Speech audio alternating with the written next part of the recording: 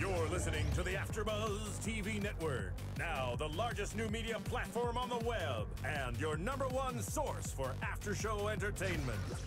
Very good, Keith Johnson.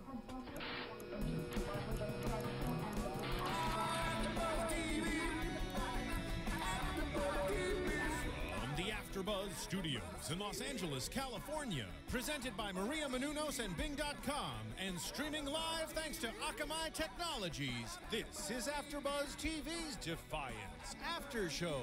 We'll break down tonight's episode and get you all the latest news and gossip.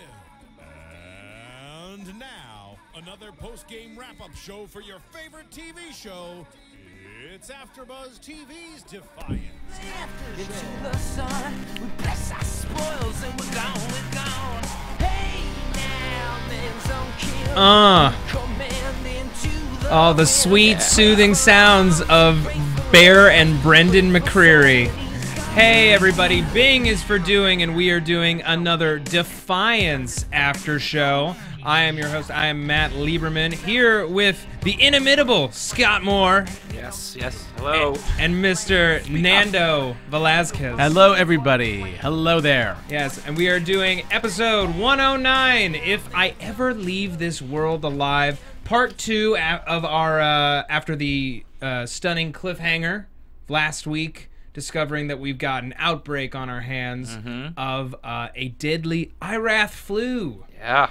And for those of us who, well, when I say us, I mean not me, who are playing the video game and trying to find the cure in San Francisco. Yes. Yes. Or they had been trying to find the cure, and apparently they did. They found it. They found it. Thanhanks, Thanks, gamers. players. Thank you, gamers. Thank you, gamers. Help save Smart Defiance. gamers, you. Oh my God! Yes. So happy that they saved Defiance.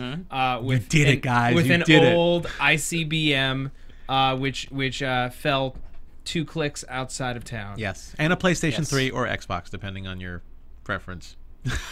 Sure. Or Okay. PC. Or PC. Or PC. Yes. Many people play on PC. Yes. So Most people play on the PC.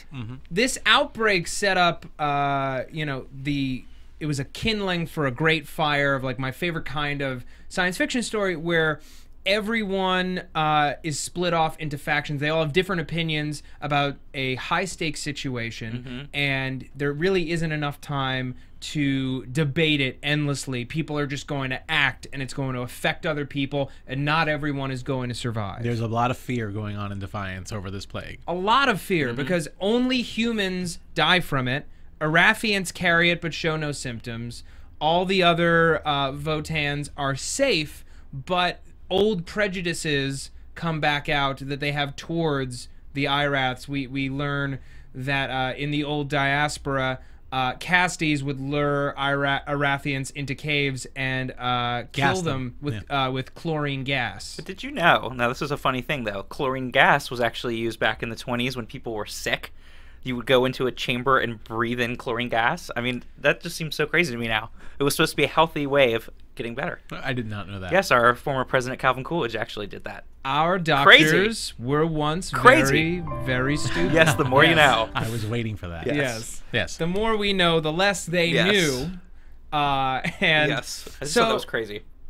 So we're dropped right into this thing, and the town council is panicking. You've got Daytak and another Casti on the council who's just so far up Daytak's ass. he's just kissing the inner rim of it. And Rafe suggests let's just shove all the Iraths into the mines for safekeeping, to protect them from bigots. To protect them from themselves. Yeah. But really, he's just afraid, and he doesn't want anyone to get this sickness. Which his daughter Christy gets the disease, but it's not entirely made clear how she got it, considering that she was up in the arch the whole time until she suddenly had the disease. That's a good point. Yeah. Yeah. It was a very quick transferring disease, apparently. It's very quick. Yeah. You touch someone, and it's just you got it. Dunzo. Yeah. Everyone's in an uproar. And, the Irathients, who are just finally getting on good terms with everyone in Defiance, they just want everyone to get better. They're ashamed of what's happening. They're very sorry about it, but they don't want to be pushed around like they have been in the past. They know what's coming. That's a pretty fair assessment of the Iraq. I mean, they're proud people. It was really interesting to see Daytak and the Casties how they compared the Irathients as unclean. You know, kind of like an Indian caste system. Yeah, like having that racial tension come out and wanting to have them put in internment, and them out, and to have keep them away. Yeah, to have them, you know, thought of as disease carriers, kind of like they're rats or pigeons or something. Well, it's funny. You look at you know, the humans in Defiance are very, you know, classic American or modern American, if you will. Castathens are very. It's a caste system, and they are very aristocratic. They have a lot of honor in that way. In many ways, they're kind of like the English and the English settlers to the Irathients, more American Indian type that you're describing. Or I was thinking Indian country. Oh, India, the country. Yeah. I'm thinking like the Untouchables in India, for example. But it's very similar because to the caste system in India, I would say. Oh, absolutely. Yeah, and it cuts across all of those. But it also fits in. It also fits in with the U.S. I mean, it Right. fits in with historical times. Exactly. Here in America. And you know, it calls to mind the kinds of decisions, even that like Jack Bauer would have to make on 24, where there's not enough time to debate this. I'm going to torture somebody till I get the information that I need. Rafe doesn't care to involve Nolan and have Nolan interject his opinion. I'm going to lock these Iraths up in a mine before my whole family dies in this burning feverish plague. And it kind of brought out the worst in everybody. Which, you know, you see a lot of disaster type things tend to do. You can get the worst brought out, you get the best, but you also get the worst brought out of a lot of people. There's a lot of racism going on, a lot of racism between the Votan races, and then of course the Americans. The humans are scared, senseless, to doing this. E-Rep has completely surrounded the town. Which like begs the question. Well, the plague spread from San Francisco. How did the plague even start? Like in the last episode, before we learned, you know, its connection to San Francisco and to the game, I thought had E-Rep sprung the plague on Defiance to wipe them out. Which is a possibility. But I you know what? After I think I did predict that, and after listening to the explanation when Nolan and Connor went out to talk to the E-Reps out there, I don't think that's possible because of course the E-Reps are all about humans being in control, and why would they want to set a plague out that kills humans and leaves most of the Votan race? All of them. I was going to say because they didn't like these humans that are here in Defiance and their power because they didn't want to work with them. That would only make sense if they had a cure, and they didn't. San Francisco had a cure. E-Rep did not. And they didn't want to. Yeah, they didn't want a chance anyone getting out or even giving them a cure at first. So. Exactly. I still think I still think when I was watching it that it could have been possible they wanted them to make sure they died off because they were in agreement with them and they could come in and take it over. Just based on the logic that they said, it just sounds more like the collective, like the Botan's collective would be more behind something like this if anyone would be behind this, if there was a power. Do you think that's possible? I would think there's a possibility of that, but I would also think that if you were going to do a plague like that, why not do it at ground zero, which would be New York? Yeah. Why not be at the capital? You're absolutely right. E-Rep? Why take it all the way 3,000 miles away? So just try and disperse the problem as quickly as possible. Absolutely. Yeah. It's kind of like it's one of those classic frontier town moments where there's very little hope to be had, and Connor specifically, you know, he doesn't believe that there's any hope that this is ever going to get better, and he's just going to drink until he catches the plague and dies. Yeah. Well, I love that Connor's gotten the conscious this episode. Yeah. And you know, he was very revealing this episode. Yes. Well, he had to be because he was not. He was long for not this long show. for this world. Exactly. He got a chance to just show his kind true of self. redeem himself a little bit there. Yeah, a little bit. It's like we know this guy's dying. What information? What is all the information we ever wanted him to give to people right away? Let's just dispense. He still had to wear that dorky zoot suit though. I know, with the shiny shirt. You know that. And like lost a few had points to wear there. that to the end. And I'm kind of bummed. And we're gonna get into Connor and Nolan and their whole relationship in a second. But I'm kind of bummed that Connor's dead, if only because when they were walking away from E-Rep, I kind of saw, okay, I like this like tag team, Fedora and Camel Face, you know? Like, they did make a good little buddy movie type of couple. Exactly, because they're radically different. They're both, you know, alpha male guys, but they're radically different in their demeanor and their skill sets and how approach, how they get things done. And there was a lot of male bonding going on. We learned a lot about the relationship between Connor and Amanda. Yes, too, we're going to get into it in a second. We learned quite a bit this episode. Yeah, and a lot of things. I want to very quickly talk about Arissa before she gets lost in the shuffle here. Arissa banding together with her people. Sukar is still in the deep sleep. He's still in a coma. And of course Nolan has not forgotten this and the effect that he's had on Arissa, and she's in the cage with these other Irathients. She's praying to Urzu.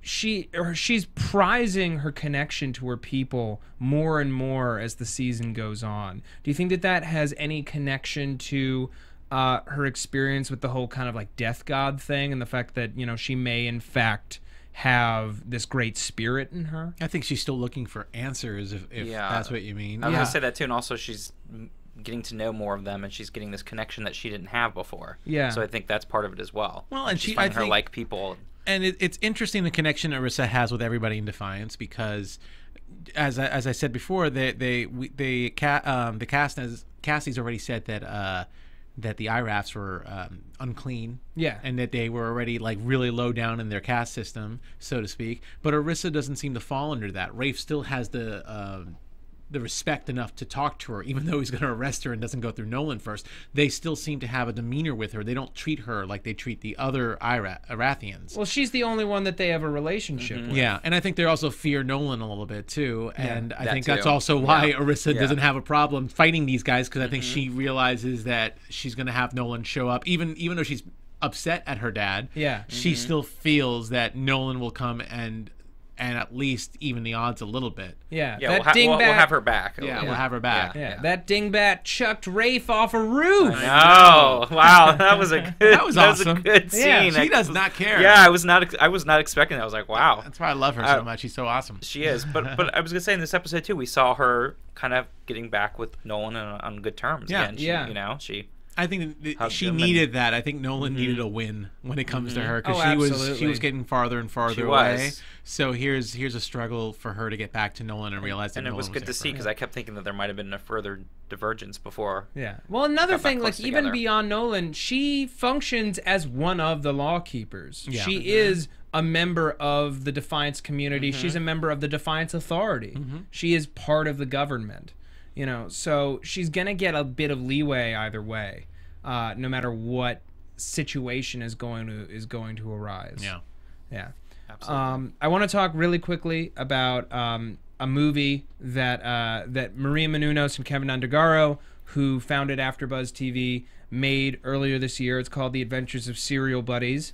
It's a super funny movie. It's a dark comedy. It's kind of like Dexter meets Dumb and Dumber, and it's available now on streaming and on iTunes for $4.99 to rent, $5.99 to buy. Correct. And so many people have reached out to AfterBuzz TV, thanking us for all the great content that we put out for free. We're doing over 60 shows a week now, and over a few millions of downloads weekly. People want to know how can they give back to us for giving them such great content. And one way that you can give back to AfterBuzz TV is to check out the movie, rent it, buy it. All of that money goes right back into AfterBuzz. We're in the middle of building a new studio. We just built and posted a brand new website based on user feedback.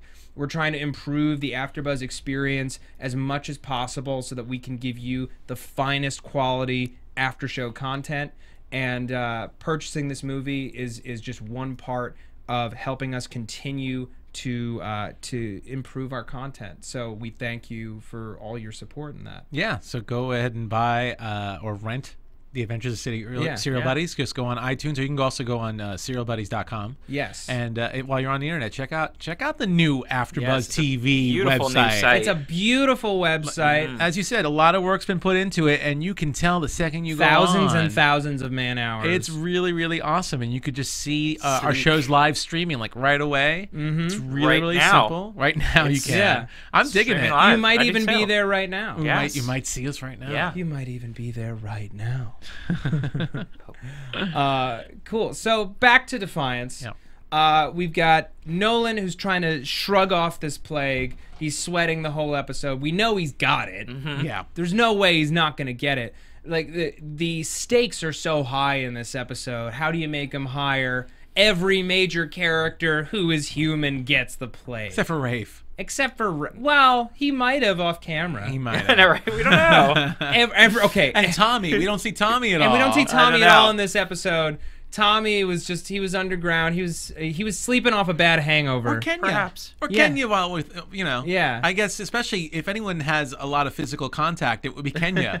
I wouldn't want to know what... Well, not with Irathients, though. Maybe. But other humans? Other humans who might be carrying the virus. Yeah. You know what? What if she just had a long weekend with a serious client? She might have.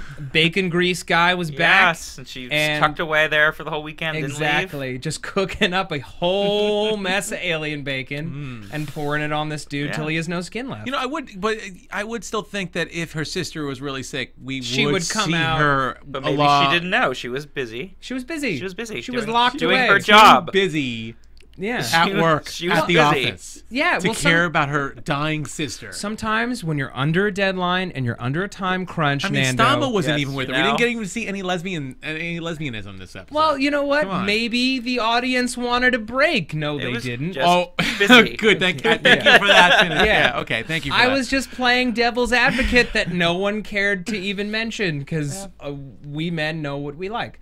Yeah.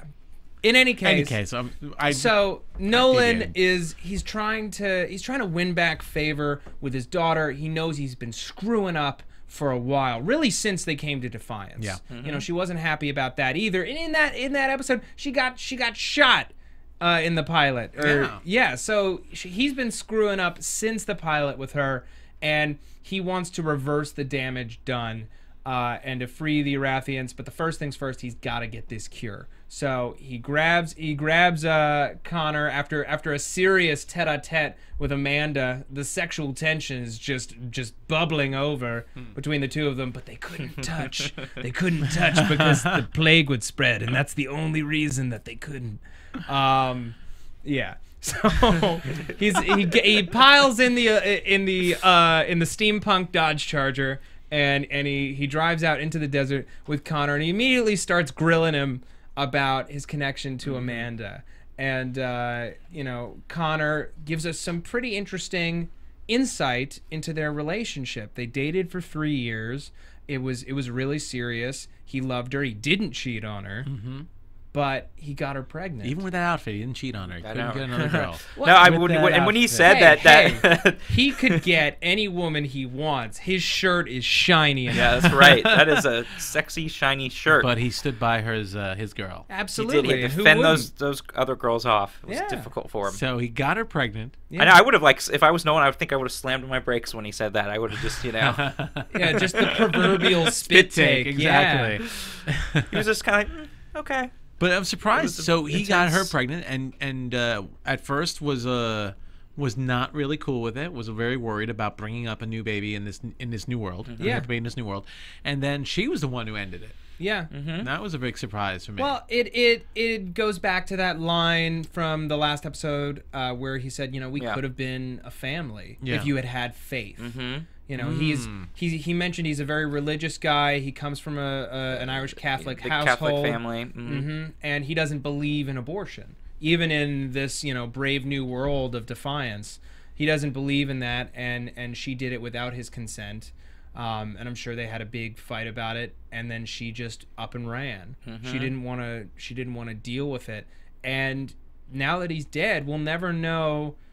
I think she was shaken up by his death. I think the fact that she kept those flowers as long as she did signals that she still had feelings for him, as complex as they were. Oh yeah. Not that she might have put that to bed in terms of I will never again act on this, but she still loved him, I think. Oh, there's definitely a connection there, but it also goes back even further back in that episode, you know, when they're talking about the group marriage thing, and she has that comment about, you know, not ever being in love. And it goes back to that as well, like what, you know, with her background, like I wonder why she felt that way.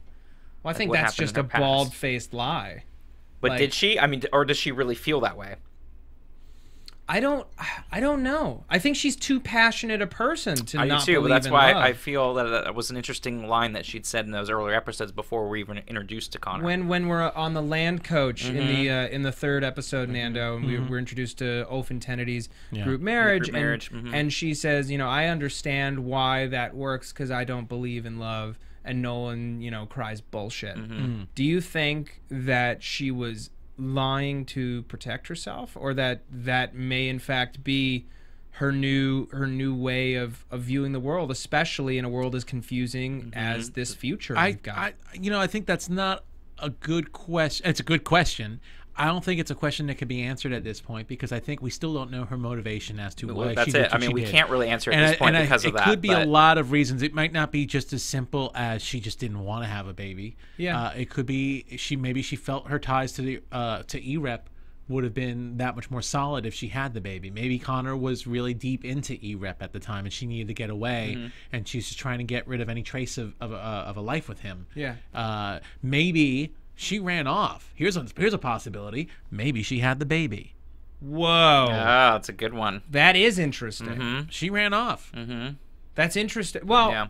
Because I really find it hard to believe that she. I gotta say this. Just I'm not trying. I don't want to get into a whole political conversation about this because I'm sure there are some people who really feel weird about a heroine on a family. This is somewhat of a family TV show, despite the lesbianism. I think this is a little bit, for all ages. Hey, lesbianism can still be family. It could be still family. Come on. I think there are all sorts of viewers that have opinions about this kind of stuff. Yeah. And to hit that and then to hit something like this where a heroine is doing something like that, I think that might draw some eyeballs to some conservative groups might draw some eyeballs. But it is a possibility that's Connor's side of the story. Yeah, that's what I'm saying. We're going to learn more. Amanda hasn't. So well, now that Nolan we can hear her perspective. Nolan is armed with this information, he's obviously going to bring it up at some point. Absolutely. So we are going to learn more. We're going to get more information on that. So that's why I think that's not necessarily the fairest question to ask. No, it's not, but it's also interesting to think about before we know more of like maybe what her reasons were behind it. Yeah, and also just like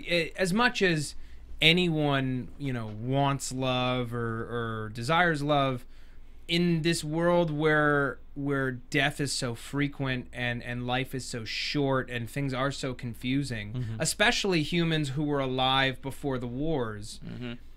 Is it less of a priority? Like that to me is why I ask the question. Yeah. Because it's a very interesting scenario. But here's something interesting too. She did say earlier in the episode, "There's always hope."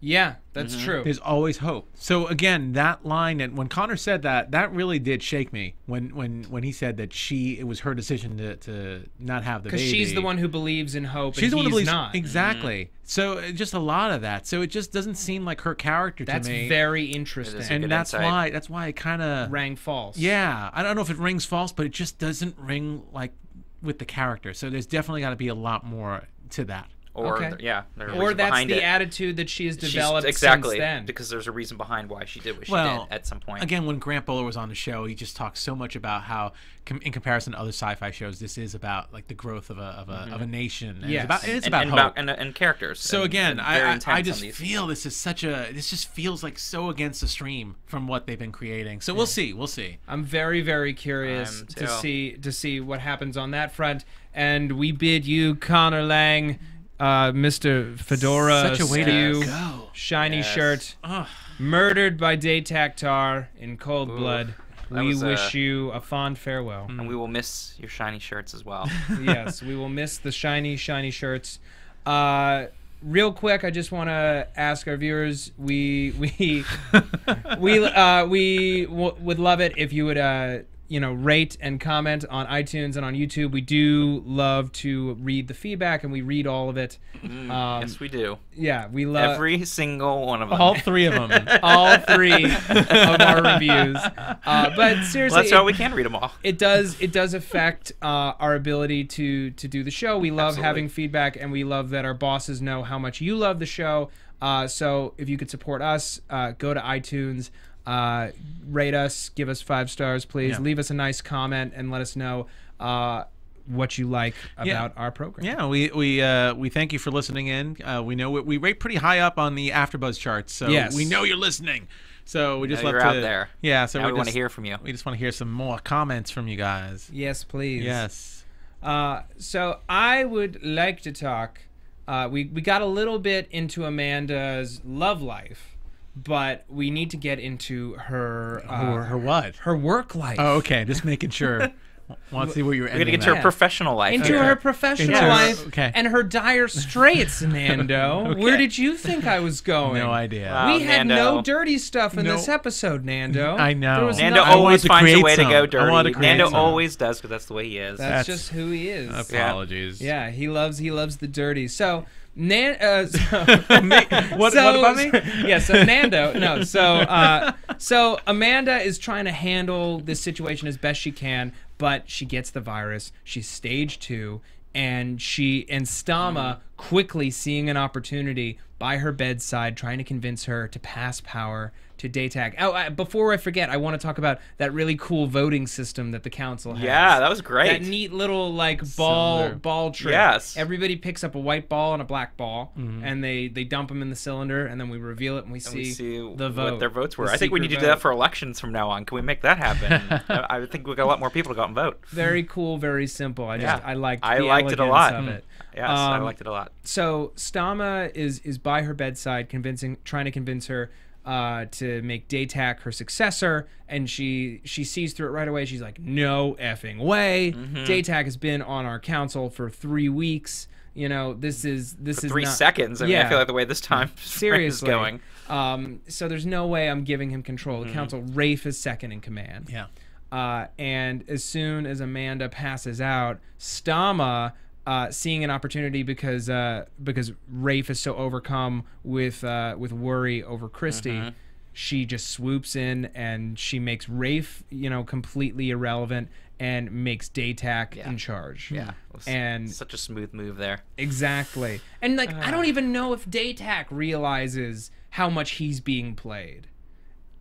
Yeah. No, I think you're right. I don't think he realizes either. It's hard to tell. It's really hard to tell, especially after seeing the last couple of weeks with Stama and how she is a little bit fearful of Daytak. Where if she that's the one thing that happened the past couple of weeks, I think, with the whole Kenya Stama affair. Yeah. That it kind of gave Stama some of her power went away a little bit. It almost seemed like because of worry about Daytak. Because if she really can manipulate Daytak, she should be able to manipulate him into being okay with possibly with being somewhat okay with this whole relationship she's having with Kenya right now, or be able to sway him in some sort of way. But here's the thing. I don't know. She can manipulate him as long as he thinks he is on her side. Yeah. Honor, and his honor in particular, cannot be affronted. This, her relationship with Kenya is an affront to his honor. It's an affront to their marriage. Yeah. He would consider it cheating, even though an affront to his masculinity and his control. In that even sense. though he sleeps with Kenya as well, he would consider it cheating, because that's exactly. the typical machismo. Move. Doesn't matter if you're human or not. And you see it especially in how he handles, how he murders the Irathient woman who made him beg for his life. He is a man who his reputation is everything, and he is a weak person who lashes out violently and irrationally.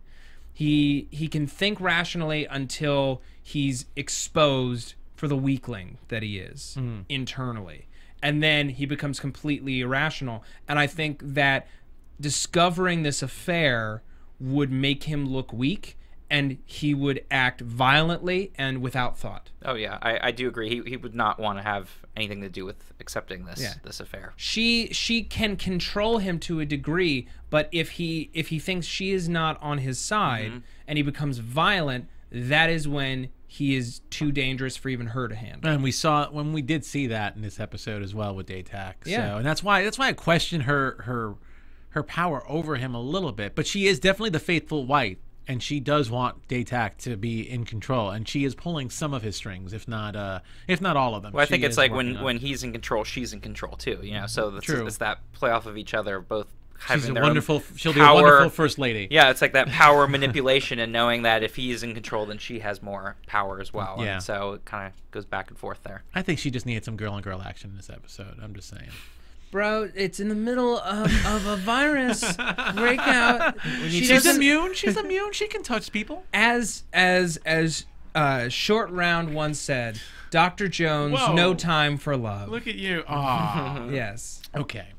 This is not no time for love, Dr. Jones. Okay, we got lots of sick people and Irathients in a cage, and everything's happening at once. Okay, there's a lot going on. Cool it. Okay. Cool it. Okay. Sorry, I can stop thinking about that for a while now. Table it. Yeah, buddy.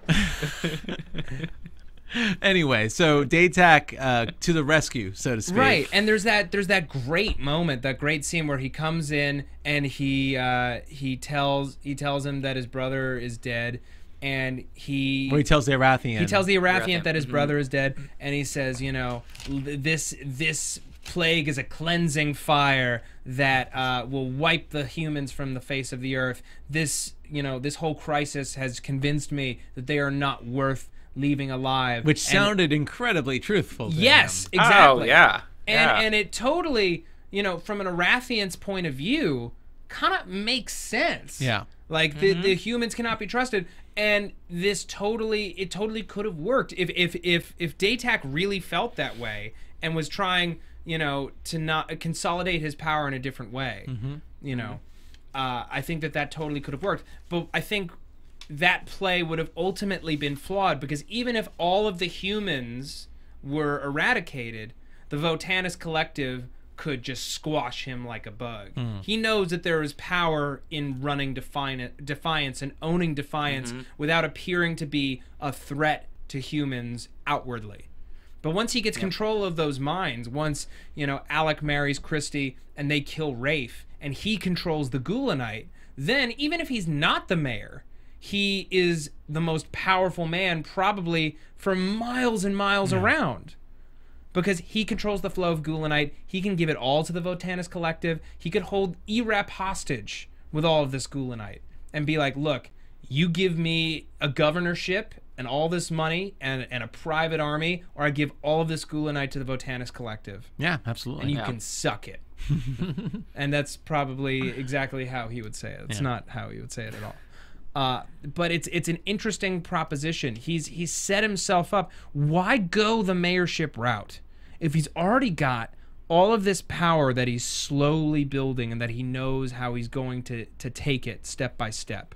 What's even the point of going the mayorship route? Is that just a feint, a distraction from what else is going on? Well, he's an aristocrat, as you said, and Amanda is his opposition. Yeah. So get rid of the opposition. Exactly. Take over her spot, and you'll have the town and you'll have the money. You'll have the Ghulanite. It gives you that official power, and it's just part of the step of officially kind of taking over and being tactical about how you're taking the power. There might be another end game here, but I think that's just, you know, it's just his wanting to be the top dog. No, I agree with you. It's like you need to get Amanda out of the picture of being able to, you know, she's just in the way. Yeah. So it's an official way of getting her out of the way and consolidating that power. And I was shocked to see Alec be such a willing part of this I know. plan. That was unplugging. That was really good. I was not expecting him to do that. That's the first time we've really seen Alec go so willingly to the dark side. into this whole power play. I thought that was really, really good. I really enjoyed that. Yeah. Because it gave him, again, it was kind of like that nice I've seen Daytak give that little political speech and sounds so wonderful, and being so concerned about his townspeople. And now, and he had the full reign to say whatever he wanted to say to announce the. He's the savior of Defiance. Yeah, and he looks so good. I mean, it was so good. I love that. But again, let's just go back to that whole rescue scene, so to speak. I'll put that in major quotations, because Daytak just phenomenal job by Tony Curran. You know, just doing that, just going from that, and then just dousing the cure in gasoline, throwing it outside, and just doing that. Yeah. And then I think the thing just to keep in mind, and we touched upon it, his violent side. Wow, did he have a meltdown there? Yeah. Irathian. Wow, he just would not stop beating on her. That was the most that we've seen him, obviously, seen his violent side this episode. This is saw probably that really him. Come out. Yeah, this is probably him at his worst. At his most feral and cornered. She told him that he had brought shame on his Lero, and he just couldn't handle it, and he just went off. Yeah. And he was ready to kill Nolan if Nolan saw. Yeah, but it's, I wonder. Yeah, I feel like I think he killed Connor partly because of his speech before about the humans, because again it sounded like it came from a realistic point. Yeah. So still, I was not expecting that. Yeah, but to see him turn animalistic like that. See, I thought it was purely about him looking weak and animalistic. Like as violent as he was, he has never seemed smaller to me. Yeah. Yeah. Do you know what I mean? Yeah, absolutely. It's like a Pete Campbell move. Like if you watch Mad Men. Yeah. Like it's just like a weak, sad little boy who just you get so furious when someone shows him how weak and small that he is. It kind of shows you up there. Yeah. No, absolutely, it totally was, and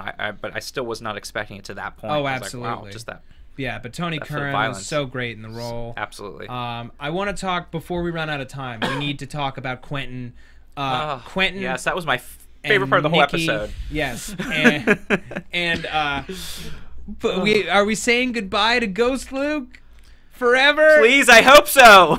No, I was starting to get used to Ghost Luke. No. Okay, fine. No. Yeah, he goes. What a dumb boy. I know. He knows that Nikki's not to be trusted, but it's his mommy. I know, but this guys. I know. It's his mom. He wants to see his little mommy exactly. again. So he goes to Nikki and he's like, I don't trust you yet. You got to give me some information. She lets him know his mom is still alive. Shocker. Yeah. She was like a little slithering snake coming. Oh, so delicious. That's just why I wanted her to come back next season. It was so good. Oh my god, she was really good. I would love to see Fionnuala Flanagan on Downton Abbey. Just chew some scenery and spar with the Dowager Countess. Please. Yeah.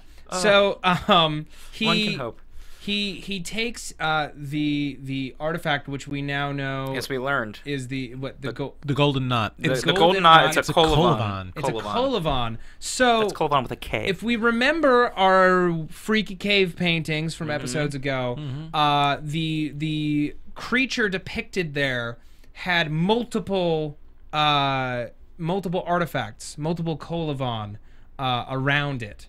So we can assume that there are more artifacts out there, more Kolovan out there. We don't know where they are or what they do, what significance that they have.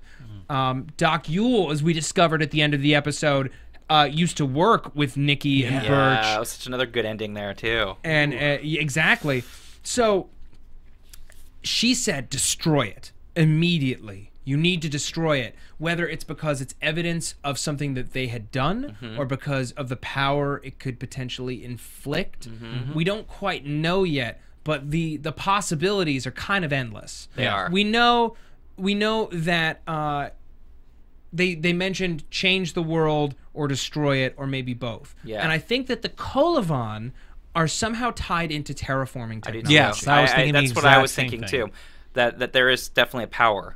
I'm leaning towards there's a power with these. It's not just evidence of something. There's definitely something in them. It's almost like a reset button, I would think. Yeah. To get rid of all the terraforming and to bring probably Earth back to the way it was before the arc falls. Or affecting it. Or to transform it again to maybe make it inhospitable to, say, Castafens. Yeah, or something. Some group or some way. Or turn everyone on the planet into a Mayor Nikki. It could be a million different things. We only know that it has something to do with terraforming, which is very, very tempting. It's a lot of power right there. Yes. So we know it's not an anti-Votan thing because obviously Indogene, Doc Yule's involved. In this, Doc Yule's involved, and there was the Indogene in the pilot originally. Seems like all the Indogenes we know seem to be a part of it. Exactly. So why are the Indogenes and the humans trying to get their hands on terraforming technology by any means necessary? And it certainly was. Yeah, because we've only seen Indigenes be sneaky and bad so far. Yeah, all of them have been untrustworthy. All 2 of them. All 2 of them, yeah. But also the weapons creator guy who we saw episodes ago, he wasn't an Indigene, was he? He was not an Indigene. No, he was a Casty. Yeah, he was a Casty. He was a Casty. But I mean, but even that whole, talking to Quentin, going back to that, and she's basically telling him that she was having an affair with her dad, and that the mom's and bipolar. She tossed it off. She's like, "Oh yeah, your mother." Yeah, when I came downstairs. Yeah, your mother was bipolar, and I helped. And she was putting rat poison in buttering your toast. And of course, your father and I were having an affair at the time. So that did affect my reasoning in making sure that he didn't shoot her. Yeah. I thought it would discolor our later sexual congress. Which didn't work out. You know what I hated? I hated the fact that they just used the Quentin Rafe, Quentin leaving Rafe behind in the montage at the end. In the musical we didn't montage. get a scene. We didn't get to hear Rafe fess up or Rafe say, "Okay, you got you can't do this, or you son. can't do." Yeah, exactly. Don't go for it. I mean, he couldn't say anything to him really. I mean, and do we even think any of that's But I'm obviously thinking true? that he fessed up. Well, I'm No. thinking he fessed up to Rafe that he found out the truth. Yeah. Is that the truth though? Well, if that's exactly my point. It's like we didn't get to hear that conversation, so Rafe could have said that's not true or it's true, but we just saw it in a montage with really. But why weird would music. she lie? Why would Nikki lie about that? Because she gets the Colavan back, and she gets Quentin out of the picture. What better way to get that artifact back than say, "Oh, I know how your mom died," or say, "Your mom's still alive, and I'll tell you where she is." And if you get give it him to me." and get him out of the picture completely, and get that evidence of way of him trying to talk to Rafe. That's a stronger motivation to getting it. But I honestly think she told him that information because it would get him out. I think it is the truth. Mm-hmm. I don't know. I'm not because sure about I think that yet. she thinks he's too stupid to affect her plan. She literally called him a very stupid boy. Well, he is for just giving that up. But I don't know. I do wonder. I'm questioning because of her. I still think there's some slithering ways. If I it's still true. think there's a twist. I think I do too, because I don't know if it's necessarily true. I think it's it was a way to get him out. True. It might be mostly true, but I think there's still hints a twist. of truth to it. Maybe the affair, other things, but I think it was a way to get her. You get Quentin out. You get Rafe preoccupied with Quentin leaving, and and that's your perfect time to squirm back in and restart the affair. That's right. Yeah. I was going to take the power back, but okay. No, hey, his daughter's getting married, and empty nest syndrome settles in. It's time to dust off those old bones. Womp. Okay. I think it's time that we get into, since we're already talking, predictions. Yeah. And now, your AfterBuzz TV predictions. All right. Scott, I want to hear your predictions. He has to come back next season. I'm going to go along the lines of that, where I'm going to say that, she's getting Quentin out of the picture because she wants to take this power back. And we're going to find out, obviously, what this golden knot really is in the next episode or two. Is it something that is an old artifact, or is it something that holds a lot of power? I think it holds a lot of power. Something to do with terraforming. And I don't know. I'm still curious what the whole Indigene connection is, though. That's something I can't quite figure out yet. Curious. But yeah, I'm very curious about that. Why is there that collaboration with those type of with those two? So it's gonna be good. Nando, Velasquez. I'm gonna say two things. I'm gonna say one that's more long term, and one that's probably gonna happen this season for sure. For this season, I think Daytak's gonna definitely get an upswell of people, and I wouldn't be surprised to see Orissa starting to question Nolan and Amanda, and maybe take Daytak's side in some things. I really think the anti-human talk that he had can be a very motivational speech to all the Votans. Absolutely. Yeah, can divide more. And I think Orissa will be the weirdest bedfellow for that, so to speak. But I could see her possibly being swayed. That would be a really big step if she got swayed. And the other thing I'm going to say, I really do like the idea that I didn't think about it before the show, but I really do like the idea of the fact that Amanda did have the baby and maybe gave up the baby for adoption, or has it somewhere with family, someplace else that nobody knows about. But I'm also going to say, that E-Rep's going to find out, and E-Rep is going to use this child against Amanda at some point. Whoa. But I'm going to say that's going to be a really long-term goal, probably season 2 or something. I don't think it'll happen this season. That's a good one right there. That's a unique one. Yes, I do like that. I think Daytak's going to win this election.